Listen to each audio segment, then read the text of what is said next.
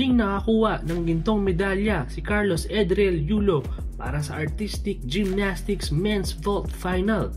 Ito na ang pangalawang gintong medalya ni Yulo, pangatlo para sa bansang Pilipinas. Matinding usapan na naman ito about Olympics. Pero bago ang lahat, don't forget to like and subscribe, Sports Junkie PH. Pagpasok pa lang ni Yulo ay sobrang relax ng itsura nito kumpara sa nakaraang kompetisyon.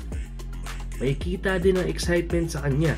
Sa kanyang unang vault, nakapagtala si Yulo ng solid score na 15.433. Samantalang sa pangalawang vault niya ay nakakuha siya ng 14.800 points at nag-final average score na 15.116 para makaabante ng malayo sa nasabing kompetisyon.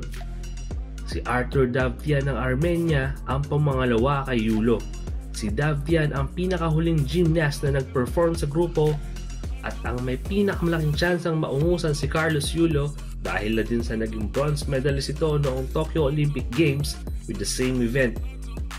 Ngunit hindi din ito nagtagumpay dahil sa naging final average score nito na 14.966. Ang pangbato naman ng Great Britain na si Harry Hepworth ang nakakuha ng bronze medal at si Jake Jarman ang nag-4th place kung saan naka-score sila ng 14.949 at 14.933. Ipinakita ulit ni Yulo ang confidence niyang kaya niyang manalo sa vault routine na ito. Hindi man mas naging emosyonal ang reaksyon ni Yulo ngayon kumpara sa unang ginto nito, mababakas pa din sa mukha niya ang kasiyahan sa nangyari. Sa nagawang ito ni Yulo, masasabi na ba nating siya ang greatest Filipino Olympian? Comment down below para sa inyong mga reaksyon.